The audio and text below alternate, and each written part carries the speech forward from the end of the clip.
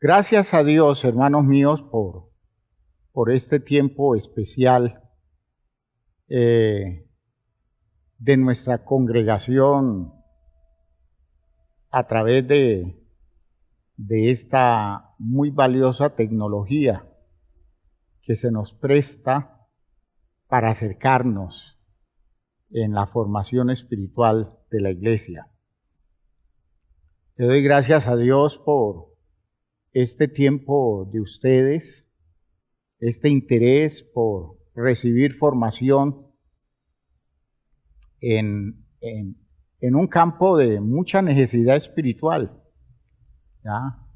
En esto de poder recibir formación en la crianza y en la educación de el pueblo de Dios para formar a los hijos, para instruirlos, para darle a ellos la estructuración de vida que necesitan para facilitarles ese adquirir provisión divina para que puedan ir desarrollando habilidades que los haga aptos para vivir plenamente en este mundo conforme a la voluntad de Dios. Me interesa la vocación de ustedes para aprender. Me llama la atención que corrigiendo uno muchos errores y muchas equivocaciones cometidas por ignorancia, por torpeza, uno orientado por Dios puede salvar, puede darle una nueva oportunidad a las personas que de pronto en nuestra buena fe hemos malogrado debido a que hemos sido torpes, a que hemos sido muy elementales en el conocimiento y en la concepción de estas ideas que son las ideas que Dios da, que Dios enseña para construir las familias. Bienvenidos entonces a la reunión de crianza y educación del programa para la familia. Les voy a pedir el favor que se pongan de pie, vamos a orar, vamos a pedirle a Dios que nos dirija en esta jornada, que Él actúe, que Él hable, que Él sensibilice, que Él haga los énfasis en la particular vida de cada uno y que Él nos ayude a ser sensibles y a estructurar un plan serio y comprometido para dar la medida del propósito de Dios. Padre eterno, gracias. Estamos ante ti en esta noche, convencidos de que el poder tuyo se está manifestando. Alrededor de estas verdades enormes, queremos afirmarnos, Señor, queremos entender todo lo que nos pueda ayudar a dar la medida correcta en esto de la crianza y en la educación de nuestros hijos. Bendice, Señor, la instrucción del día de hoy. Bendícenos, Señor, para llegar de una forma eficiente a la mente de los hermanos. Danos habilidad para tocarlos, para sensibilizarlos y sobre todo para instruirlos como debe ser. Y a todos danos, Señor, la fuerza, la voluntad, la estructura para obedecer, para vivir acorde con esto que estamos entendiendo y criar nuestros hijos de una manera válida y educarlos como tú lo ordenas. En el nombre de Jesús el Señor. Amén.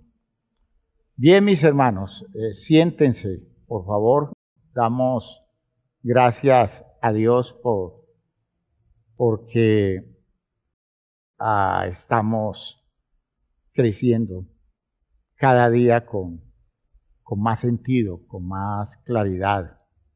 Y estamos entendiendo honestamente tantas cosas que hicimos de buena fe, pero muy equivocadas. ¿Y quién no se ha equivocado? En eso de criar, en eso de educar, en eso de instruir, ¿quién no se ha equivocado? Les dije a ustedes que nosotros íbamos a utilizar un tiempo especial para contestar preguntas y hoy vamos a dedicar un tiempo para responder preguntas. Especialmente voy a contestar 2 preguntas hoy porque son pertinentes y porque están resolviendo algunas inquietudes, ¿no? Suman inquietudes que se pueden resumir en estas respuestas que voy a dar. Sin embargo, vamos a tener un tiempo devocional. Vamos a cantar una canción muy hermosa, Envía tu luz y tu verdad. Fíjense que esa idea de luz y verdad es una expresión que puede decirse es como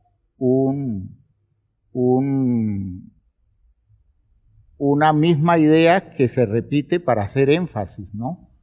Enviar la luz quiere decir enviar la claridad y la verdad es lo que permite la claridad ver las cosas como son. De modo que con luz y con razones de Dios nosotros podemos hacer el trabajo adecuado en áreas de responsabilidad como la crianza y la educación. Cantemos esta canción.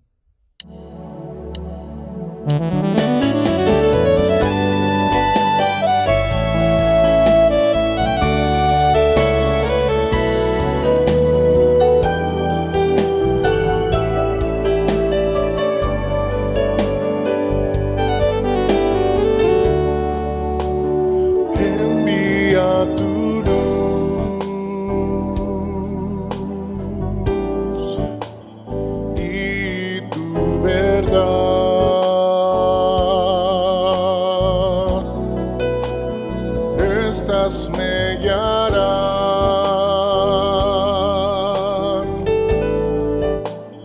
me conducirán a tu santo monte y a tus moradas, oh Jehová.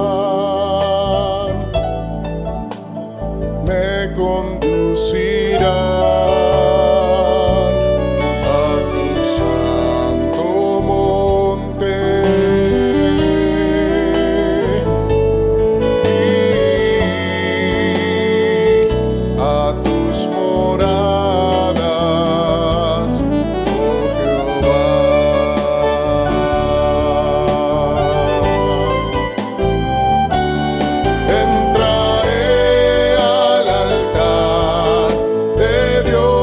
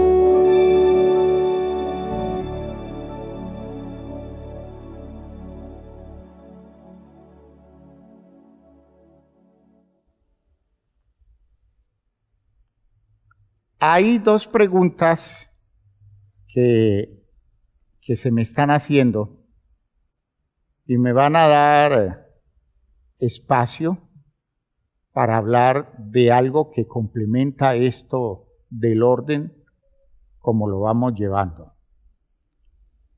Alguien me decía, hay muchos comportamientos que se salen del orden de Dios, en la forma como se mencionaba. Las conductas anárquicas desubicadas, el no ver el desorden como un problema en la vida, en la familia. Pero, ¿cómo contrarrestar las creencias del mundo o de la cultura que justifican este desorden como parte del libre desarrollo de la personalidad o de la justificación cultural?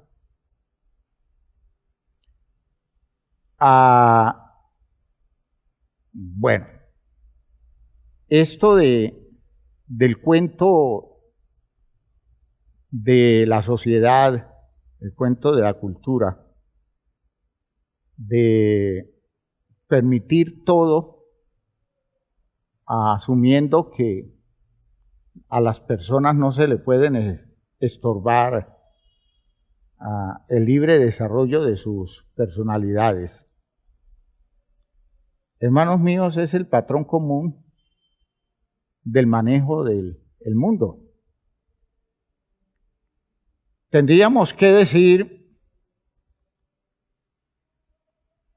que la anarquía es característica de los procesos en los que Dios no está presente. Si Dios no está presente en un proceso de vida, la tendencia es caer en la anarquía, porque yo les decía a ustedes que el desorden es el camino fácil, porque es que es la ruta que requiere menos energía. Al contrario, en el desorden yo no consumo energía, ¿ya? Porque el desorden simplemente es dejar que todo se vaya deteriorando, que todo se vaya desorganizando. El orden demanda energía. Por tanto, el orden exige una cosa organizada para adquirir energía, adquirir fuerza, adquirir recursos, habilidades que permitan construirlo y sostenerlo. Si Dios no está presente, no hay energía disponible y no hay criterios suficientemente consistentes y permanentes para mantener un orden.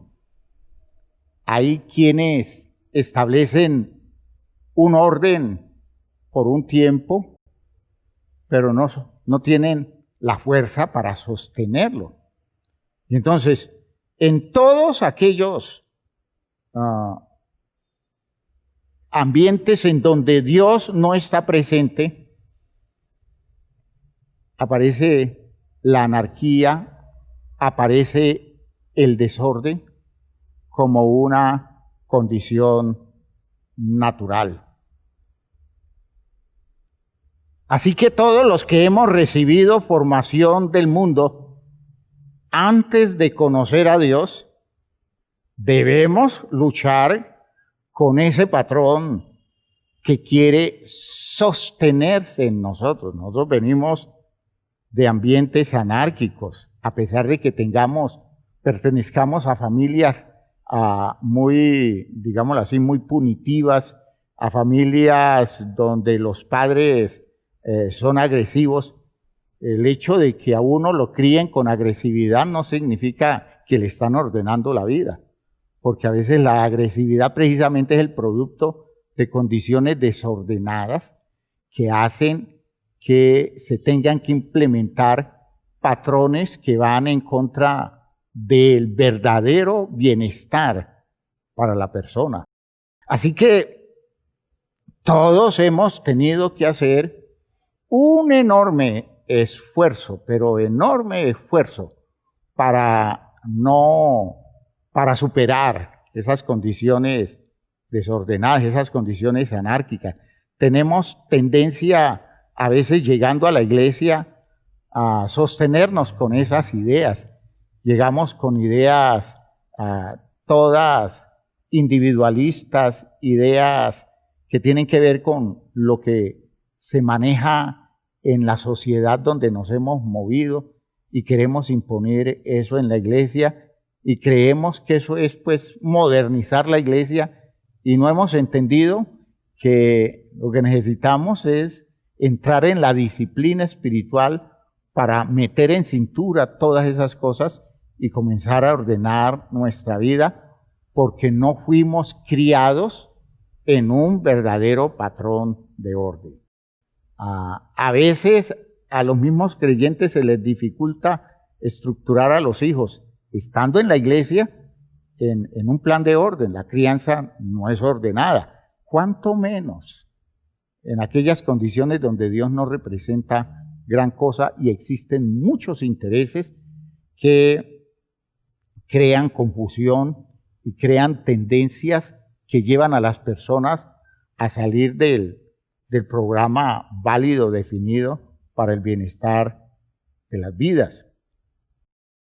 El orden del mundo, como lo presenten, es un falso orden, donde los seres humanos, por ejemplo, no tienen los mismos derechos. Eso no es orden. Si a mí se me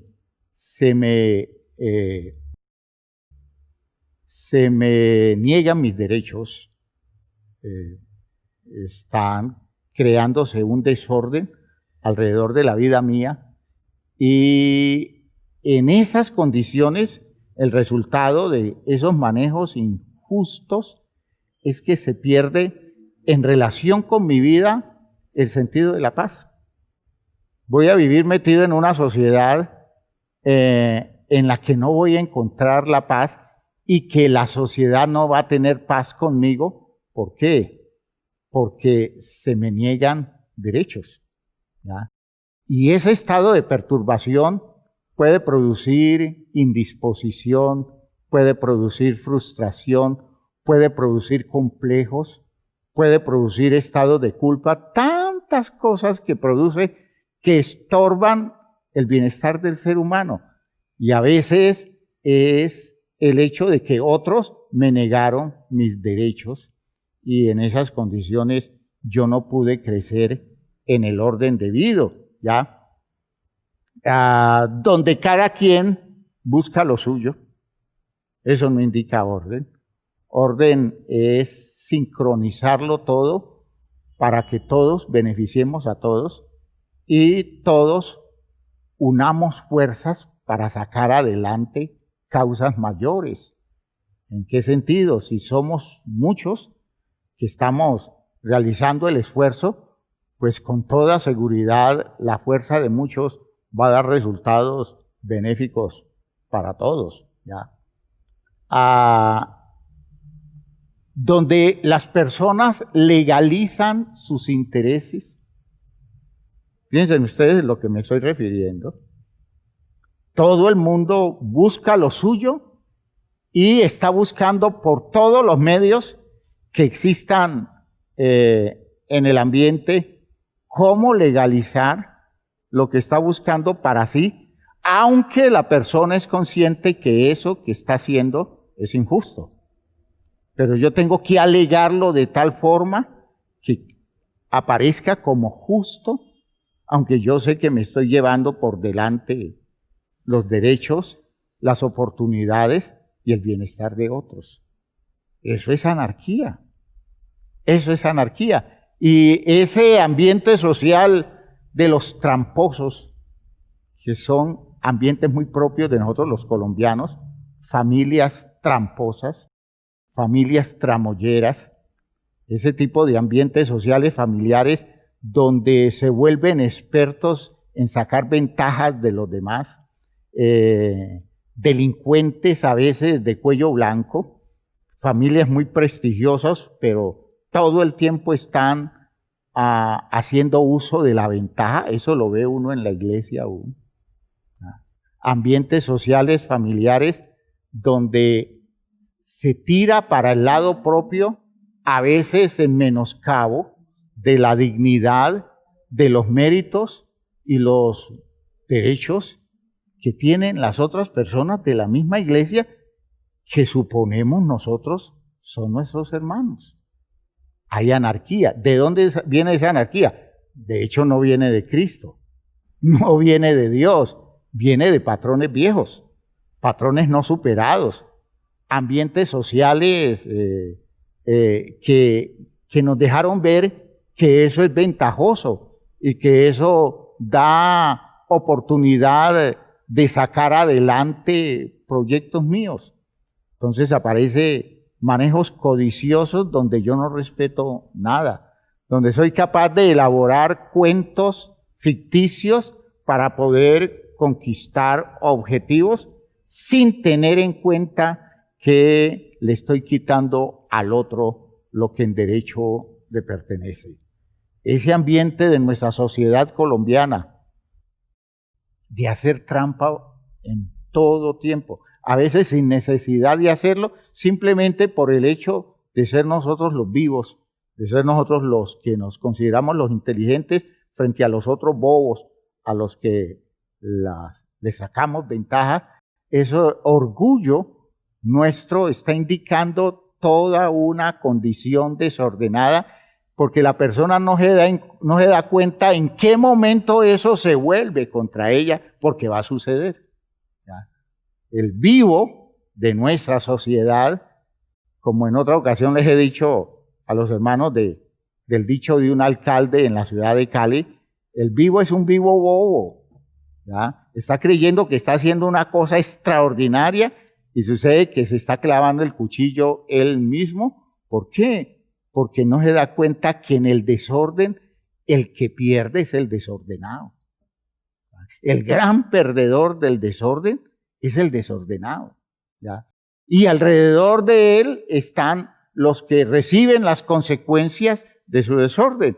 Entonces, hermanos míos, por favor entiendan, en el mundo no es posible el orden y usted debe, digámoslo así, resistir todos esos postulados y entender que cuando a usted le hablan diciendo es que usted no puede impedir el libre desarrollo de la persona, de modo que deje que la persona funcione como le da la gana, si es en su casa, usted tiene todo el deber cristiano de decir, no, en mi casa no, en mi casa no.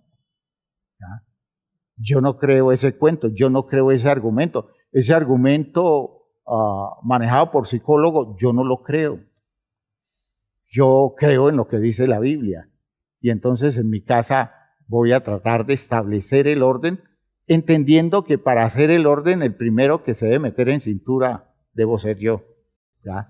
No meter a los otros dentro de los límites de mi régimen, sino meterme yo para darle pautas a los demás cómo se viven dentro de un orden establecido. ¿Ya? Esos ambientes sociales donde la tendencia es la corrupción, y cuando hablo de corrupción no estoy hablando solo de la corrupción social y política, sino que estoy hablando de esos procesos que comienzan a decaer porque la estructura de las sociedades no se sostienen, y algo que comienza como un proyecto muy bonito, en un plan ordenado, de un momento a otro comienza a derrumbarse, porque ese es el sistema del mundo. El sistema del mundo no sostiene el orden. Las instituciones decaen o se tienen que reinventar, se tienen que recrear, porque no hay cómo sostener el orden, porque no hay fuerza, no hay energía de dónde sacar para sostener el orden. Ese es el poder de Dios. El orden nosotros lo sostenemos en la vida nuestra, en las familias nuestras, en los ambientes laborales nuestros, es porque hay un poder que nos surte. El único poder que sostiene el orden es el poder de Dios. Cuando yo aprendo a depender de ese poder de Dios, yo puedo mantener vigente un orden. Cuando yo me suelto del poder de Dios, a mí las energías se me acaban y el desorden, la decadencia y la corrupción terminan de apoderarse de todo lo mío. ¿Ve? Esa idea debe ser una cosa muy, pero muy clara y yo debo entenderlo y debo actuar consecuente con eso que voy entendiendo. Lo más grave del desorden del mundo es que la estructura interior de la persona no tiene una jerarquía ordenada. La gente por dentro está suelta. Y por eso hay ambientes anárquicos en el interior de las personas que no le permite conquistar la paz y no le permite alcanzar la armonía. No funcionan armoniosamente, funcionan como estructuras confundidas, funcionan como estructuras accidentales. Hoy están tirando para un lado, mañana tiran para otro lado.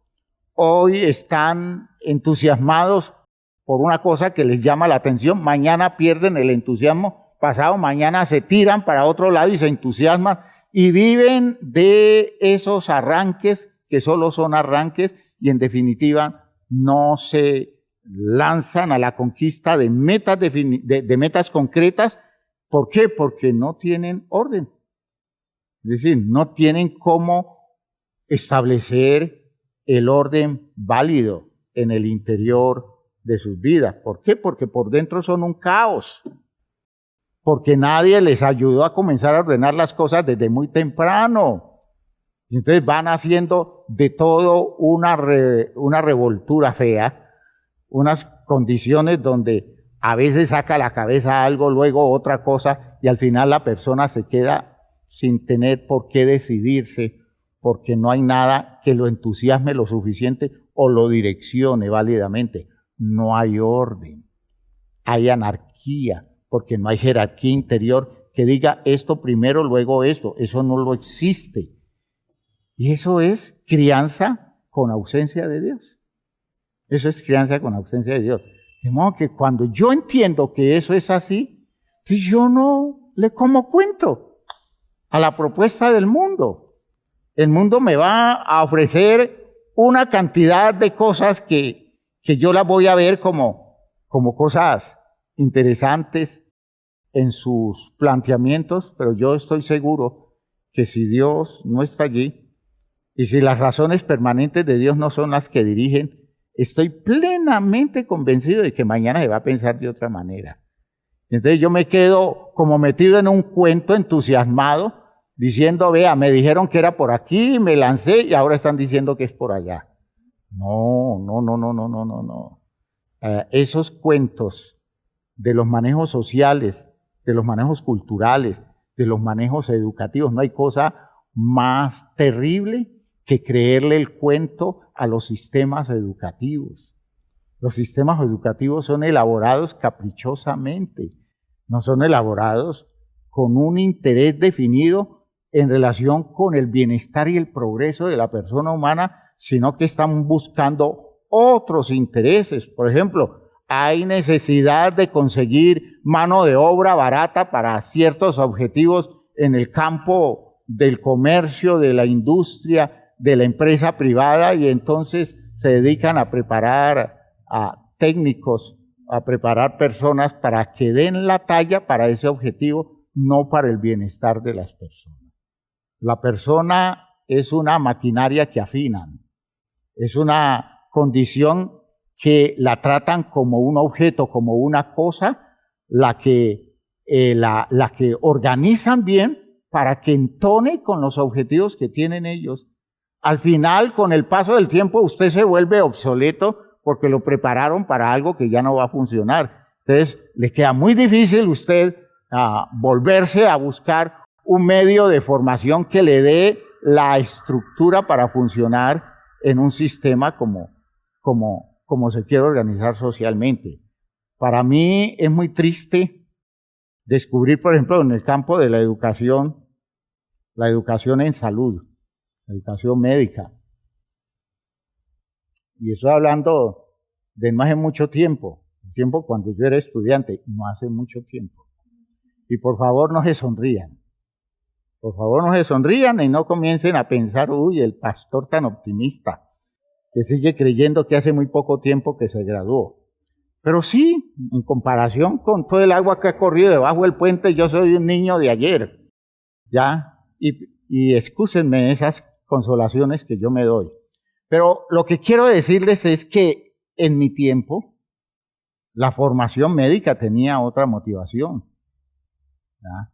Yo veo que ahora la formación médica tiene otras características y están haciendo no la persona apta para enfrentar la condición de la salud de los seres humanos en este tiempo, sino la persona apta para responderle a las empresas manejadoras de la salud. Y eso es muy triste.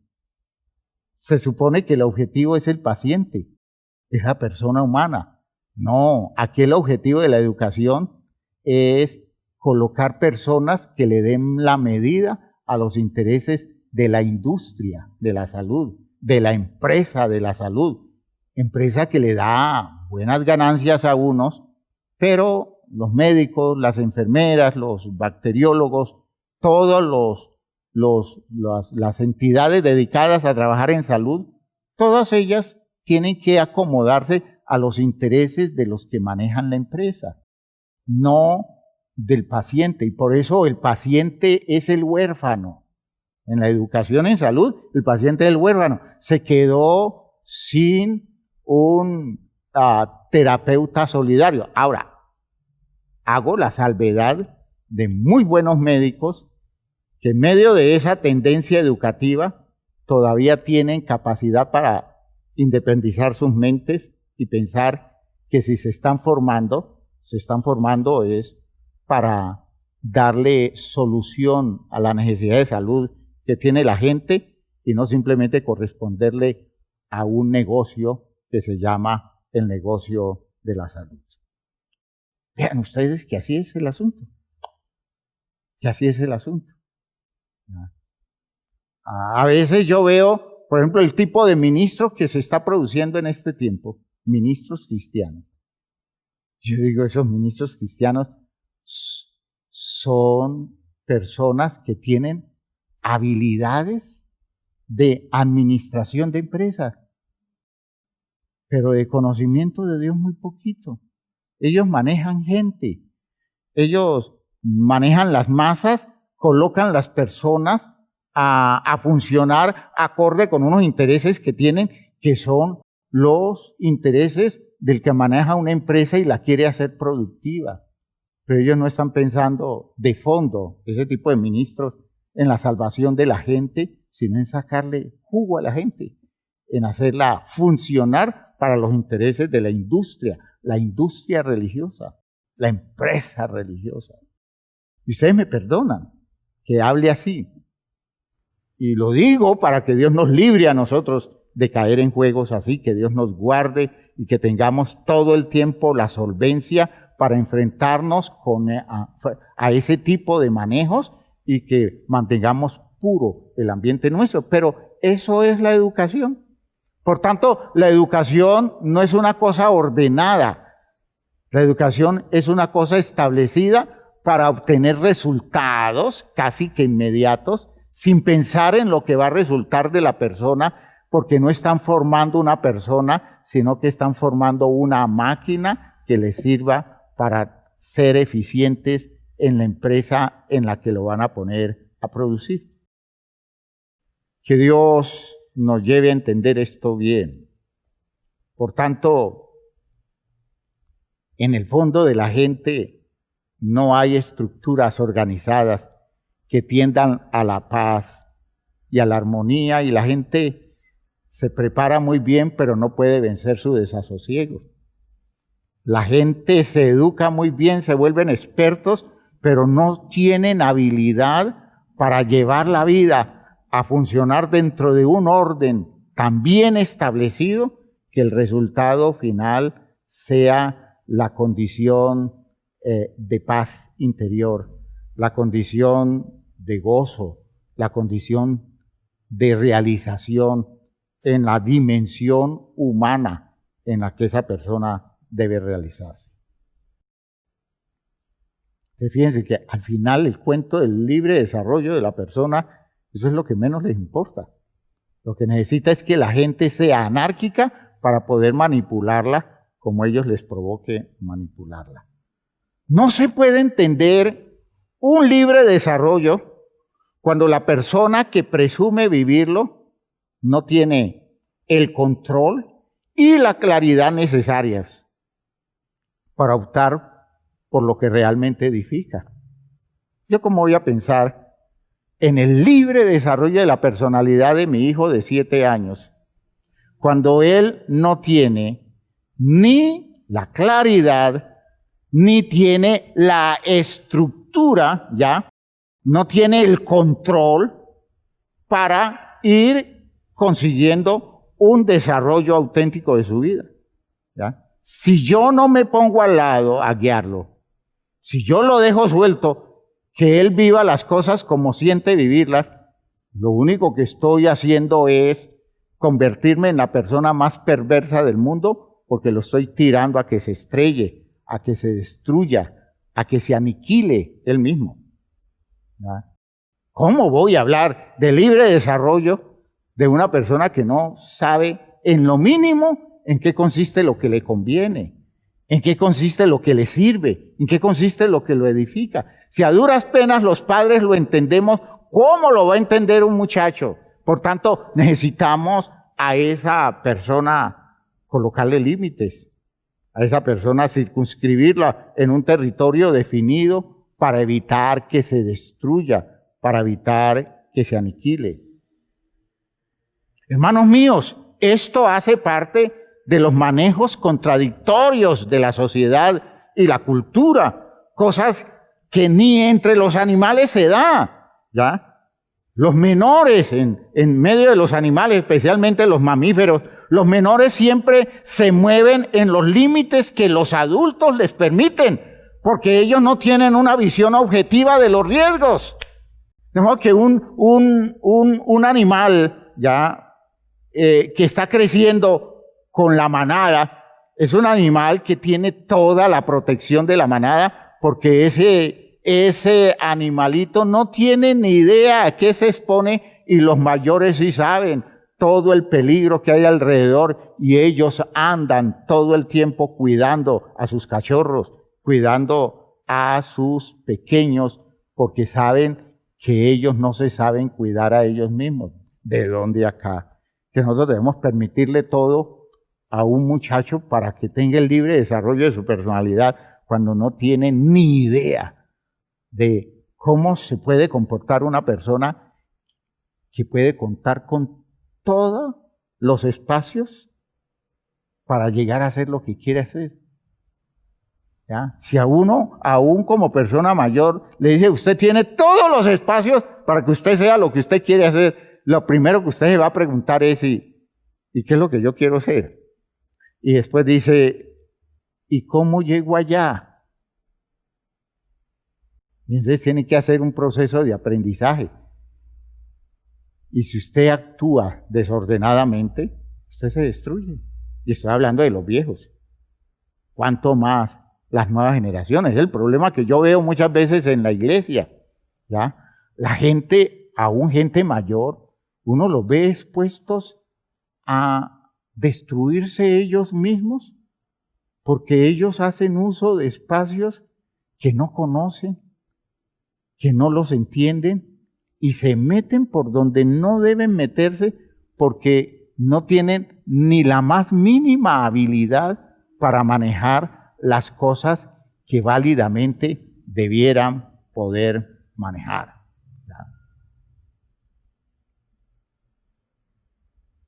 El principio bíblico define la crianza como un tiempo de sometimiento a normas estrictas, no siempre comprendidas, pero confirmadas como necesarias para la sobrevivencia de las sociedades. Así es como se define la crianza. Veamos el texto de Hebreos en el capítulo 12. Hebreos capítulo 12.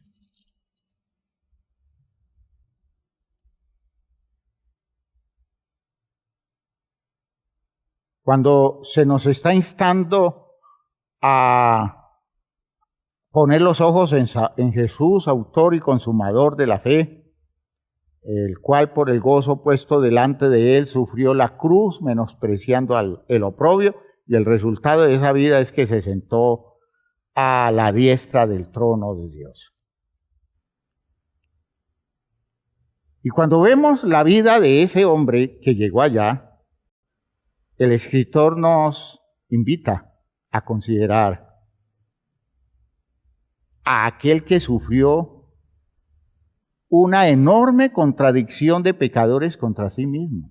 Se enfrentó a los criterios deformados de la gente, a veces importante, que estaba alrededor de él. Y dice, consideren esa vida para que el ánimo de ustedes no se canse hasta desmayar, es decir, frente a hacer lo correcto. Porque aún no habéis resistido hasta la muerte, eso quiere decir hasta la sangre, combatiendo contra el pecado. Y aquí viene el texto, versículo 5.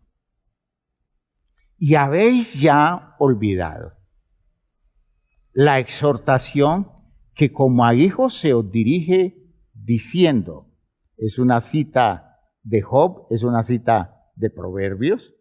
Hijo mío, no desprecies la disciplina del Señor, ni desmayes cuando eres reprendido por Él, porque el Señor al que ama disciplina y azota a todo el que recibe por hijo. Principio bíblico. Dios disciplina. Dios cría generando un orden que a veces no es agradable. Pero Dios nunca renuncia a hacer eso. Dios no dice, es que él se va a sentir incómodo, entonces mejor no, dejémoslo. Luego vamos a ver cómo lo ayudamos. No, hermano. Es tempranero Dios, Él madruga, dice la Biblia. Madruga si es preciso a castigar. Madruga. Es decir, no deja pasar las cosas. Nosotros a veces como padre comenzamos con ese cuento. Se las estoy apuntando. O le decimos al hijo, usted está buscando que llegue el día en que yo haga esto, haga lo otro, y al final vamos volviéndonos displicentes, permitiendo muchas cosas, nunca resolviendo nada. Hermanos míos, Dios no es así. Dios llega temprano. Y llega temprano a la cita de la corrección, a la cita de la amonestación. Y Dios sabe que si hace eso, no está estropeando la estructuración y el desarrollo de la personalidad válida, solo que no lo deja libre, sino que lo somete a un régimen. ¿Ya? Y entonces dice el escritor a los hebreos, después de citar a estos textos del Antiguo Testamento, dice, si soportáis la disciplina, Dios os trata como a hijos. Si ustedes aceptan la disciplina, Dios dice, bueno, te acepto como hijo. Pero si ustedes rechazan la disciplina, Dios dice, tú no quieres ser hijo mío. Porque yo no te acepto en mi casa viviendo de la manera que te provoque. Yo no te voy a aceptar metido en los ambientes en donde estoy yo con la responsabilidad de sostener el orden y que te tenga que aceptar a ti tus caprichos, tus manejos. No. Si aceptas la disciplina, yo te recibo. Ya, si soportáis la disciplina, Dios os trata como a hijos, porque ¿qué hijo es aquel a quien el Padre no disciplina? Ay, si ese texto se hubiera escrito ahora, a finales del siglo XX, comienzos del siglo XXI, dirían, ¡qué herejía! ¿De dónde sacan eso de que todos los hijos tienen que ser disciplinados por el Padre? No se meta usted a estorbar el libre desarrollo de la personalidad de su hijo. ¿Cómo usted lo va a estropear en la forma de traumatizarlo con cosas de reprensión, con decirle eso no es correcto, con decirle no lo acepto, con decirle no a lo que usted quiere hacer? En el tiempo del escritor a los Hebreos, es obvio que si es papá, disciplina, porque esa es su responsabilidad.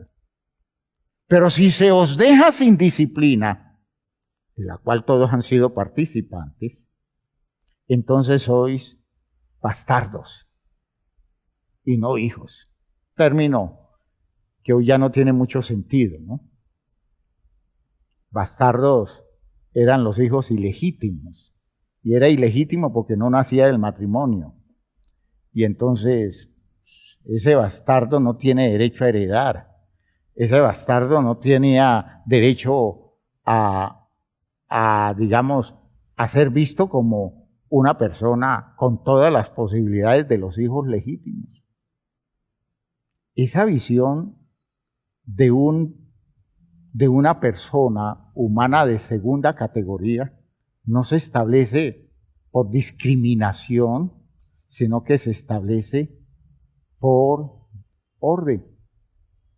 Usted acepta el orden de Dios, la disciplina de Dios, Dios lo ve como hijo. Si usted no acepta, si usted se rebeldiza, si usted termina yéndose de la casa de Dios porque no le gusta ese orden de Dios, entonces Dios dice, usted no es mi hijo. Y no me venga a reclamar como un hijo cuando usted no es mi hijo por su comportamiento, por su actitud. Miren ustedes que ese es el principio bíblico, ¿ya? Estos son los límites que sabiamente se establecen teniendo en cuenta que una persona puede manejar solo un determinado territorio con claridad. Si a mí me entregan todo el espacio del mundo, yo no voy a alcanzar a detallar todo lo que hay y voy a estar expuesto a andar metido en cosas donde no solo no tengo el control, sino que corro el riesgo de exponerme a tragedias por mi ignorancia, por mi torpeza y por mi desubicación, ¿ya? Es que uno no debe tener más del espacio que domina o puede conocer, porque los espacios ilimitados, primero, desorientan, creando incertidumbres. Usted coge a un niño y lo tira en la calle y dice, haga lo que quiera. Usted ya lo desorientó. En la calle dice, ¿para dónde me voy?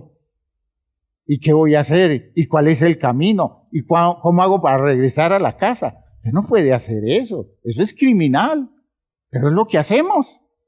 Presumiendo que él tiene derecho a escoger lo que quiera. ¿Cómo le vamos a dar el derecho de escoger lo que quiera si ni siquiera tiene la mínima idea de qué es lo que quiere? Y qué es lo que le conviene y qué es lo que es correcto. ¿Ya? Desorienta y crea incertidumbre y deja a las personas expuestas, en segundo lugar, a vivir en lo que no conocen, sin entender los riesgos que en el entorno lo acechan. Yo no debo abrirle todos los espacios a un hijo que estoy criando cuando no tiene ni idea de los peligros que están alrededor. Yo tengo que decir, usted no se mueve de aquí, llega hasta aquí y hasta acá, porque yo no permito que usted haga un movimiento mayor, porque más allá, usted no sabe lo que hay más allá. Y usted no tiene cómo defenderse de lo que hay más allá. Y esto es por amor este es su territorio. Pero entonces le están diciendo, ¿cómo se le ocurre hacer eso con el muchacho? ¿Ya lo está atrofiando? No, ábrele la puerta, porque él debe desarrollar libremente su personalidad. Hermanos míos, somos cristianos. Si Dios no nos abre la puerta a nosotros los viejos, ¿cuánto menos para pensar nosotros que le vamos a abrir la puerta a nuestros hijos para que hagan lo que quieran, para que lleguen a la casa cuando quieran, para que lleguen en las condiciones que quieran, para que vivan lo que les dé la gana vivir, y nosotros quedarnos callados aceptando todo sabiendo que se están estrellando en la vida? Imaginen usted soltarle las llaves de la casa a un muchacho que no tiene el control para decir, esta no es hora de yo estar en la calle, debo llegar a la casa. No, no le suelte la llave, dígale, llega a esta hora, porque a esa hora voy a cerrar la puerta. Ese es un límite que lo salva. Ese es un límite. Y si tempranamente usted comienza a trabajarlo en ese sentido, él va a atender ese límite, al punto que llegará el día en que usted no tiene que decirle, porque él va a decir, papá, es que yo qué voy a hacer a esa hora ya. Yo no tengo nada que hacer. Yo ya estoy acostumbrado a que esa hora estoy en la casa, porque allá afuera no hay nada que hacer en ese sentido. Ese no es mi mundo. Mi mundo me lo dieron con la buena crianza que ustedes me dieron a mí. ¿Ves? Obligan a quemar energías. Esta es la tercera razón para no darles espacios ilimitados. Obligan a quemar energías y tiempo tratando de discernir y orientarse y ubicarse en los espacios más seguros a su alcance.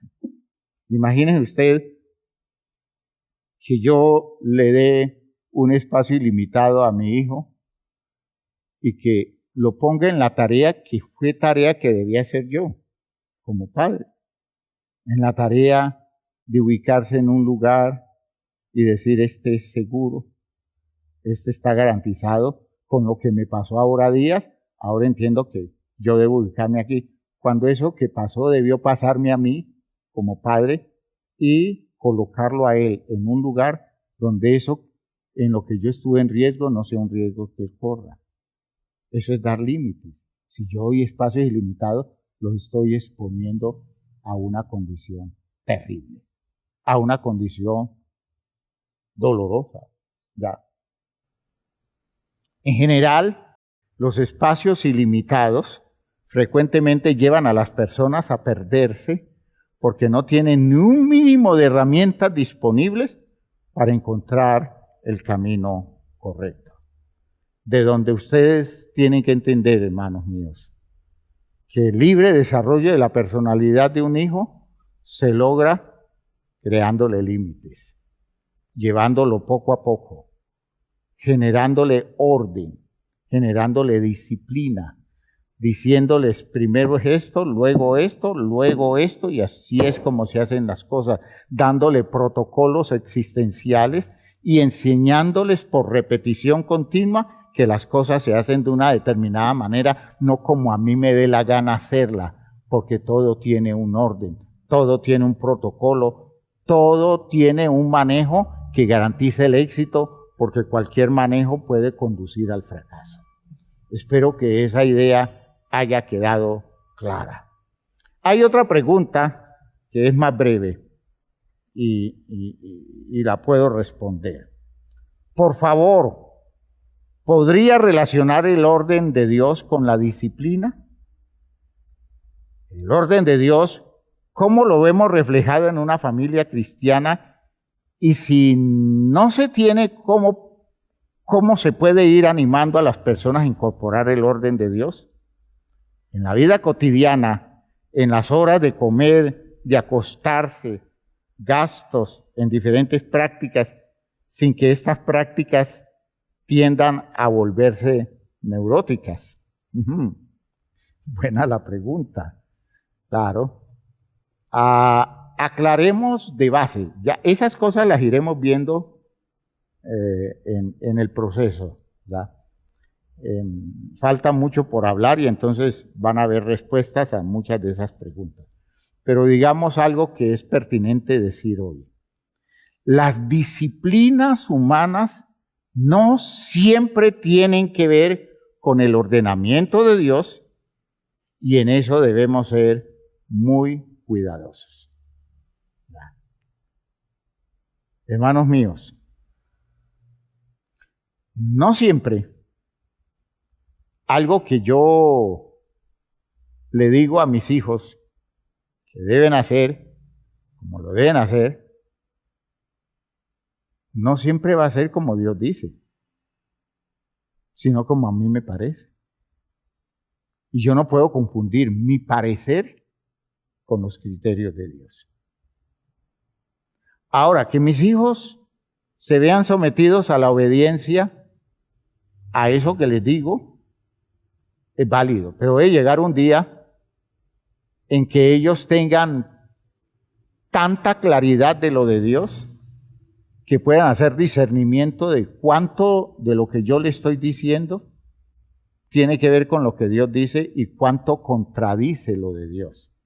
De modo que cuando mi hijo descubra que lo que yo le estoy diciendo puede ser que yo se lo diga porque yo soy el papá, sin embargo, con eso lo pongo en conflicto con lo que Dios dice, el principio establecido es, como le dijo Pedro a los señores del Sanedrín, es preciso, o juzguen ustedes, si es primero obedecerles a ustedes que a Dios. De hecho, Dios tiene el primer lugar. Así que no siempre, hermanos míos, la disciplina nuestra tiene que ver con el orden de Dios. Y uno no puede estar todo el tiempo haciendo apreciación de que porque yo lo digo es porque Dios lo dice. No siempre se puede ver las cosas así y entenderlas de esa manera. En el texto de Hebreos 12, del versículo 5 en adelante que hemos venido tratando, nos da una orientación al respecto. Dice en el versículo 9, por otra parte, tuvimos a nuestros padres terrenales que nos disciplinaban y los venerábamos. ¿Por qué no obedeceremos mucho mejor al Padre de los Espíritus y viviremos? Y aquellos ciertamente por pocos días nos disciplinaban como a ellos les parecía, pero para lo que nos es provechoso, para que participemos de su santidad. Es verdad que ninguna disciplina al presente parece ser causa de gozo, sino de tristeza, pero después da fruto apacible de justicia a los que en ella son ejercitados. En la idea que plantea ese texto, es mejor obedecer al Padre de los Espíritus que a los padres terrenales. ¿Por qué no obedeceremos mejor al Padre de los Espíritus y viviremos? Por encima del papá, de la mamá, está Dios. Ahora, si nuestro papá, si nuestra mamá nos guía en aquellas cosas en las que Dios está expresándose, qué bendición.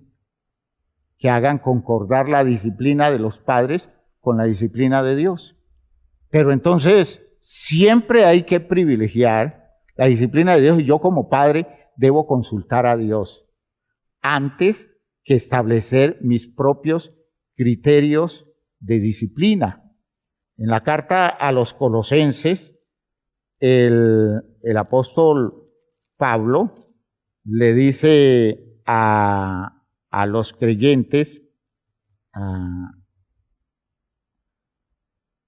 dice en el versículo 21 del capítulo 3 de Colosenses: Padres, no exasperéis a vuestros hijos para que no se desalienten. Y exasperarlos es imponerles una carga que no corresponde al principio espiritual, ¿ya? Porque es como creer que yo tengo una norma mejor que la que Dios tiene. En el texto de Efesios, en el capítulo 6, nos dice una cosa semejante.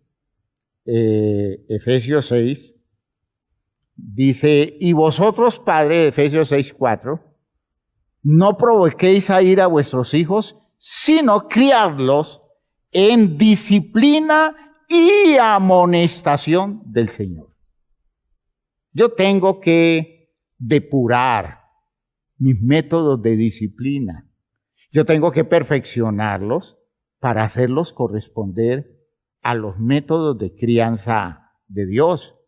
La disciplina de Dios es una disciplina vigente para siempre, ¿ya? En cambio, la disciplina de los padres es para pocos días.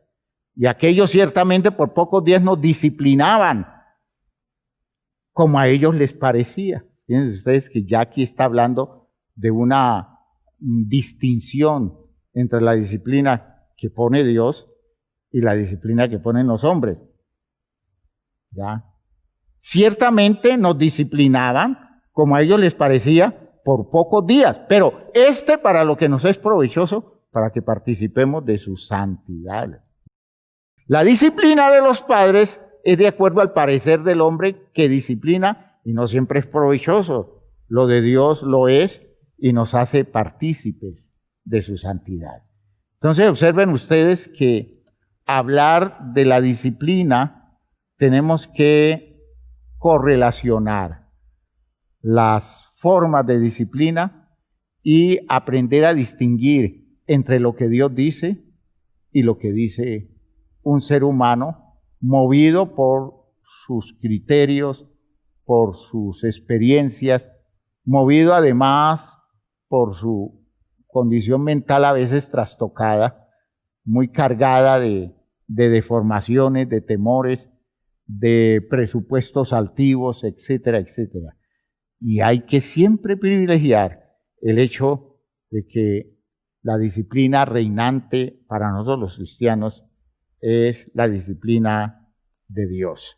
Hay que ser temerosos de llegar a confundirlas, pues los cristianos debemos ser disciplinados y disciplinar con lo que Dios instruye y ordena. Leamos, finalizando hoy nuestra reunión, el texto de Proverbios 3. Proverbios capítulo 3, en el versículo 1. Proverbios 3, 1. Hijo mío, no te olvides de mi ley, y tu corazón guarde mis mandamientos, porque largura de días y años de vida y paz te aumentará. Esa es la disciplina de Dios. Alrededor de eso nosotros establecemos normas, y válidas, son normas que tienen mucho sentido cuando estamos guiando a nuestros hijos a crear un orden de vida que les sirva a ellos para afincarse en los espacios sagrados de la propuesta de Dios. Pero no podemos confundir una cosa con la otra siempre. Porque yo veo a veces en la iglesia papás muy caprichosos, papás muy llevados de su idea, y otros papás que usan la disciplina de todo lo pueden hacer. Y entonces dicen es que Dios es amor. Y entonces con el cuento de Dios es amor es acepte todo, permita todo, juéguele a todo, pero rodee de mucho amor a quien está haciendo sus locuras. ¿Por qué? Porque algún día irá a entender que eso no le sirve. ¿Cuándo será ese día? Si es que nosotros no creamos los límites oportunos y no somos serios en tomar posiciones verticales respecto a este tipo de cosas. Que Dios nos ayude. Espero que esto sirva, espero que esto oriente y despierte motivaciones para hacer cosas correctas en la vida. Vamos a orar, hermanos míos, vamos a orar.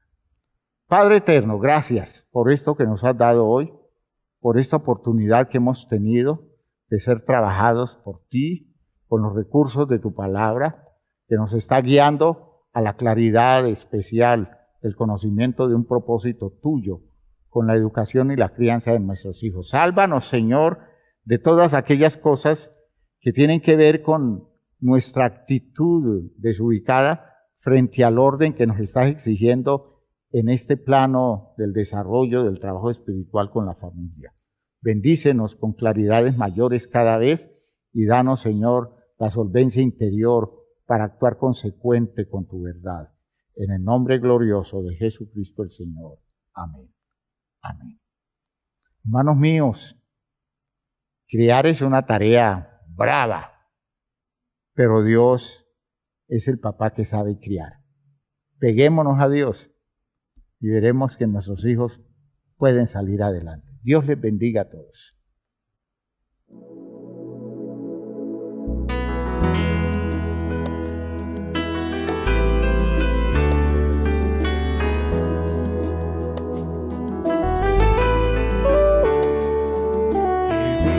En un mundo a la deriva sin control, en medio de una sociedad sin rumbo y dirección, mas siempre habrá esperanza y un futuro siempre habrá, si en nuestro Dios confiamos y en su iglesia hallamos paz.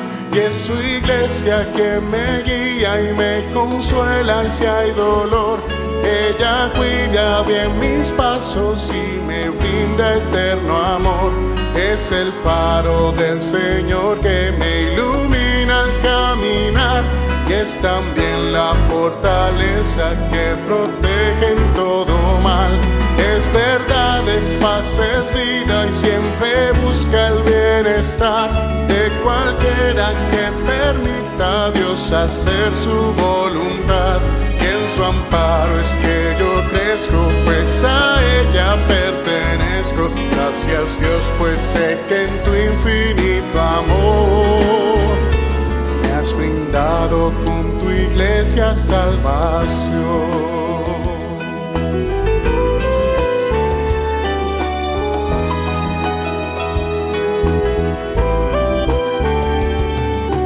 Bueno es entender lo que la iglesia puede hacer, cuando a través de ella Dios nos muestra su poder.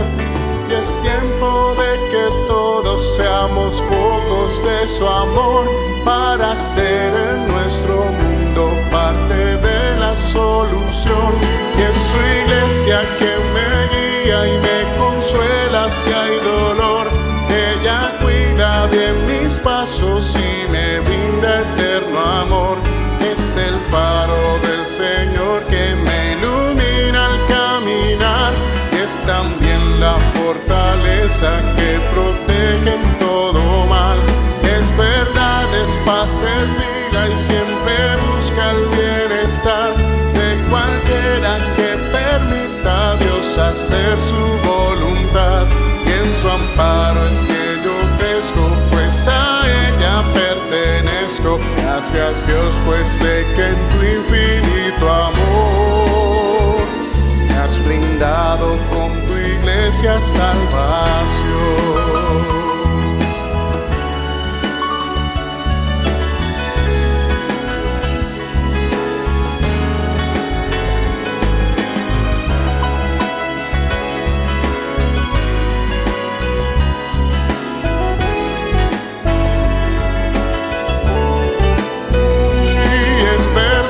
Es paz, es vida y siempre busca el bienestar de cualquiera que permita a Dios hacer su voluntad.